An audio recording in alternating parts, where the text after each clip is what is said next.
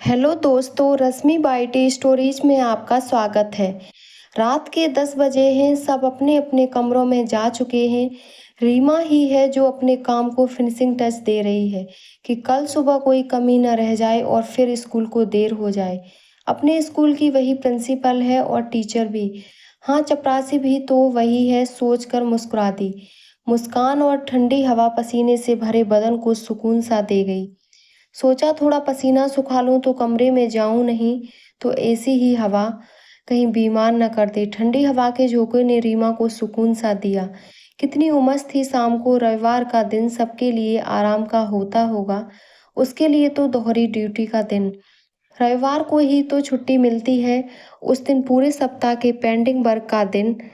अगले दिन से फिर वही स्कूल और घर के बीच चक्कर, घिन्नी सा घूमना और अलार्म बजते ही बिस्तर छोड़ दिया और अपने सगे हाथों से काम निपटा लिए। कोई परेशानी नहीं हुई। उसने अपनी माँ का कहावत रूपी मंत्र, रात का कमाया हुआ और पीहर से आया हुआ कभी व्यर्थ नहीं जाता, को गांठ बांध की तरह बांध रखा था। बच्चों को स्कूल भेज दिया। सास का बहुत सहारा है, सुबह की रसोई का काम वह देख लेती हैं तो काम आसान हो जाता है। पति भी दूसरे शहर में टीचर हैं, दोनों साथ ही निकलते हैं। उसे स्कूल छोड़ते हुए वह अपने स्कूल चले जाते हैं। रीमा कस्बे नुमा गांव में प्राइमरी स्कूल की टीचर है। बहुत ईमानदार, अपने काम के प्रति समर्पित, एक आदर्श शिक्षिका है। स्कूल में लगभग 300 बच्चे हैं और सिर्फ 2 टीचर। स्कूल में बच्चे आने लगे हैं, कितने प्यारे और शरारती बच्चे हैं और चिंता रहित भी। सुभद्रा कुमारी चौहान की पंक्तियां याद करती हुए ऑफिस में के पास पहुंची। रीमा को खुद ही ऑफिस खोलना पड़ता है। मैडम जी, ऑफिस में सफाई कर दूं? सफाई कर्मचारी जो कि स्कूल की सफाई कर चुका था उसके इंतजार में ही था। हाँ कर दो, कहकर वह स्कूल के शौचालय की तरफ गई। ओ, आज फिर ताले टूटे हैं। न जाने क्या मिलता है लोगों को स्कूल बंद हो जाने के बाद। यहाँ के शौचालय इस्तेमाल किस लिए करते हैं? वह खुद से सवाल कर रही थी। तेज बदबू से मितली सी आ गई उसे। उफ, अरे भाई, शौचालय इस्तेमाल किया तो किया, फ्लश भी तो चलाया जा सकता है। सफाई कर्मचारी को आवाज देते हुए उसे साफ करने को कहा। परेशान हो गई थी वह। कभी गंदगी मिलती तो कभी शौचालय की दीवारों पर अश्लील नाम और चित्रकारी मिलती। वह कभी कभी अपनी सहयोगी सुहासी से चुहल भी कर उठती कि अगर किसी को काम शास्त्र का ज्ञान नहीं है तो वह यहाँ से ले सकता है, लेकिन जो भी था वह गलत ही तो था। बच्चों पर क्या असर पड़ता? कितनी ही बार वह दीवारों को पुतवा चुकी थी और साफ तो रोज ही करवाना पड़ता। 5वीं कक्षा तक स्कूल है और 2 टीचर हैं तो दोनों को आपस में कार्य विभाजन करना पड़ता है। एक कक्षा को पढ़ाती है तो दूसरी कक्षा में मॉनिटर की ड्यूटी लगाती है। कोई शोर ना करे, लेकिन बच्चे तो बच्चे ही हैं, शोर तो करेंगे ही। पढ़ने का शौक तो बहुत कम बच्चों को होता है। कई बच्चे सोचते हैं कि पढ़ना तो पड़ेगा और ऊधम मचाने वाले ज़्यादा होते हैं। ऐसे बच्चे कक्षा का माहौल खराब किए रहते हैं। रीमा के मन में तो आता कि 1-2 डंडे धर दें, पर यह भी संभव नहीं था उसके लिए। एक तो सरकारी आदेश कि मारना नहीं है और दूसरे वह खुद बहुत कोमल स्वभाव की है, तो हाथ उठाना संभव नहीं था उसके लिए। बच्चों को सजा न देने के पक्ष में भी नहीं है, क्योंकि थोड़ा तो डर होना ही चाहिए बच्चे को। प्रार्थना के बाद सभी बच्चों को शांतिपूर्वक कक्षा में जाने का आदेश देते हुए ऑफिस की तरफ चली। मैडम जी, आज सुहासी नहीं आएगी, मेरी माँ की तबीयत कुछ ठीक नहीं है। रीमा ने मुड़कर देखा तो सुहासी के पति हाथ में प्रार्थना पत्र लिए खड़े थे। ओ, कोई बात नहीं, कहने को तो कहना पड़ा उसे, पर अब सारी जिम्मेदारी उस पर आन पड़ी। ऑफिस में बैठी ही थी कि सामने एक व्यक्ति आकर खड़ा हो गया। नमस्ते बहन जी, मेरा नाम दयानंद है। मेरा बेटा कहता है कि उसका नाम हाजिरी में नहीं पुकारा जाता, जबकि वह रोज स्कूल आता है। ऐसा कैसे हो सकता है? जब बच्चा स्कूल आता है तो हाजिरी में नाम तो आएगा ही। वह तो ऐसा ही बोल रहा है। अच्छा, दाखिला कब लिया था? ज़्यादा दिन नहीं हुए, कोई 20-25 दिन ही हुए हैं। आप साथ आए हैं थे क्या? नहीं जी, मेरी माँ आई थी, मैं और मेरी घरवाली तो खेत जाते हैं। बहुत अच्छी बात है दयानंद जी, बच्चों से ज़्यादा तो खेत जरूरी है। क्यों? थोड़ा गुस्सा और खींच थी रीमा के स्वर में। अजी बहन जी, 2-4 अक्षर सीख जाएगा तो हिसाब किताब कर लेगा। फिर तो खेती ही करनी है। बहुत हैरानी होती है, आज के ज़माने में भी ऐसी सोच पड़ी है। तभी तो देश आगे नहीं बढ़ता। किसान अनपढ़ रहेगा तभी तो पिछड़ रहा है। अरे भाई, खेती से ज़रूरी ज़रूरी पढ़ाई पढ़ाई है बच्चों के लिए भी। आपका कोई फ़र्ज हक नहीं। दयानंद को समझ ही नहीं आया शायद। अच्छा बताओ, क्या नाम है बच्चे का? जी, राम कुमार है। रीमा ने नए दाखिले हुए बच्चों वाला रजिस्टर निकाल कर देखा तो राम कुमार के नाम से कोई भी दाखिला नहीं था। सहसा एक नाम दिखा जिस पर दयानंद लिखा हुआ था। पिता का नाम भैरू राम था। आपके पिताजी का क्या नाम है? जी, भैरू राम। ओ, अब याद आया। हंसी आते आते रह गई रीमा को। मैडम जी, सामान दे दो तो हम काम शुरू करें। दरवाजे पर बिमला खड़ी थी। दोपहर का भोजन बनाने वाली बाई थी वह।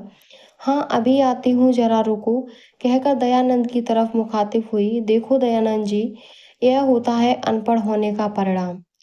आपकी माँ से मैंने पूछा था बेटे का नाम, मतलब कि जिस बेटे का दाखिला करवाना है उसका नाम और उसके पिता का नाम। उन्होंने खुद के बेटे यानी आपका नाम लिखा दिया और आपके पिता का भी। हाँ बहन जी, माँ तो निरी अनपढ़ है, कुछ नहीं पता उसे। वह हंसने लगा। अच्छा, आप पढ़े लिखे हैं? हाँ जी, 5 पढ़ा हूँ। रीमा को ऐसे लोगों से दो चार होना ही पड़ता था। घर आकर सोचती तो हंसी आती। अभी तो रसोई की तरफ ध्यान था। दयानंद को नाम बदलने को कह ऑफिस से बाहर आ गई। पहले तो कक्षाओं की तरफ गई। वहां उसने मॉनिटर की ड्यूटी लगाई हुई है कि एक कागज पर सारे बच्चों की हाजिरी लगाएं और गिनकर रखें कि कितने बच्चे आए हैं। कितने के हिसाब से ही तो आटा दाल दिया जाएगा। कभी सब्जी भी बनाते हैं, खीर हलवा भी तो बनाया जाता है। खाना बनाने वालियों को बिना हिसाब रसस दे दी जाए तो महीने का राशन 20 दिन में ही खत्म हो जाएगा। ऐसा शुरू शुरू में हो भी चुका है तो पढ़ाई से ज़्यादा तो भोजन जरूरी था। मलाल होता था अपनी पढ़ाई पर, हासिल की हुई डिग्रियों पर, कि जब एक दिन खान सामा पना ही करना था तो घर वालों को ही गर्म खाना खिलाती।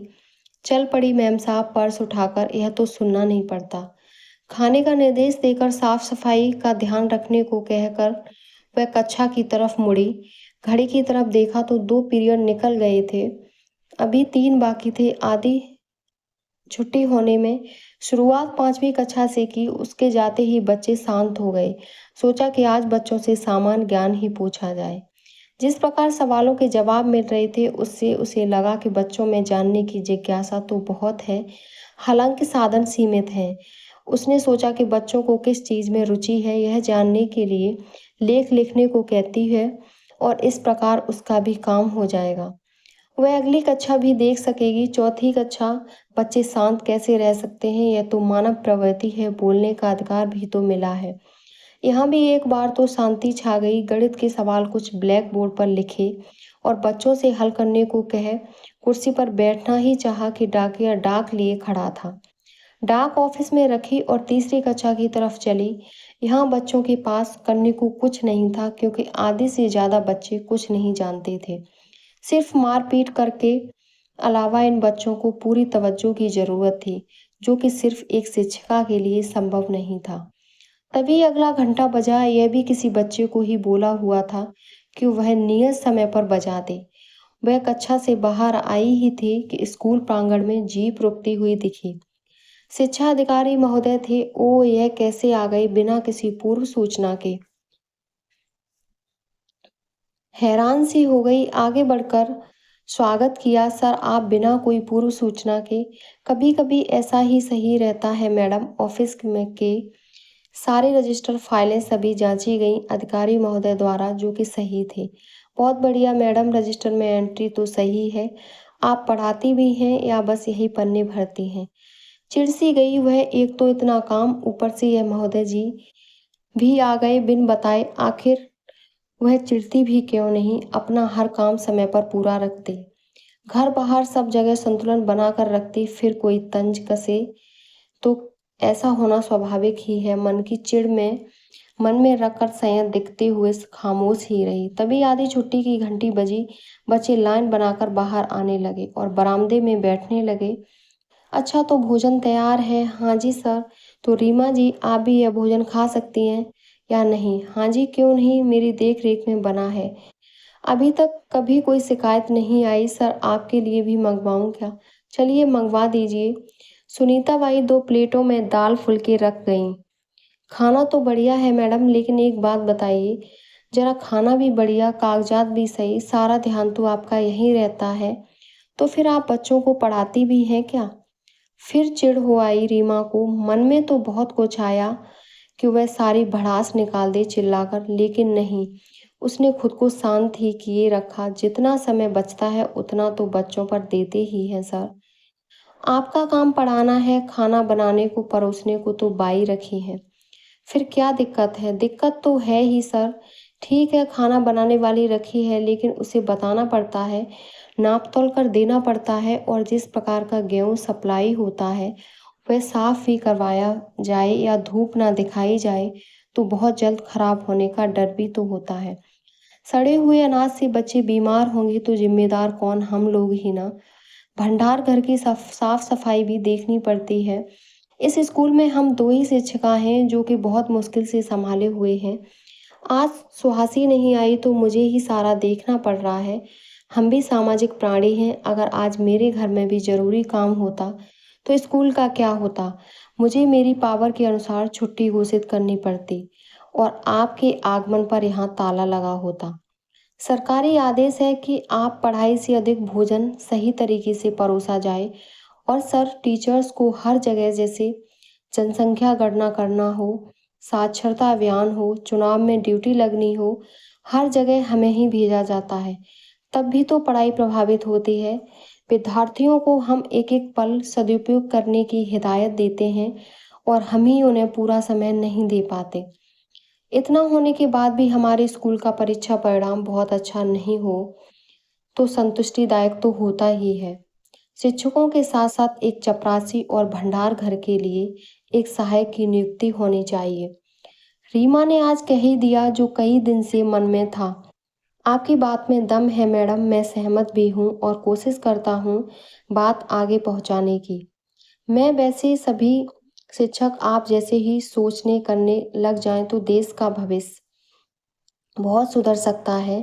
मेरी शुभकामनाएं आपके साथ हैं। अधिकारी महोदय चल दिए।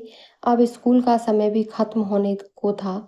ऑफिस को ताला लगाकर बाहर आ गई बिमला बाई के सामान भंडार घर में रखवा कर ताला लगाया। छुट्टी की घंटी बजते ही उछलते खिलखिलाते दौड़ लगाते हुए, कुछ धकेलते हुए बाहर जाने लगे।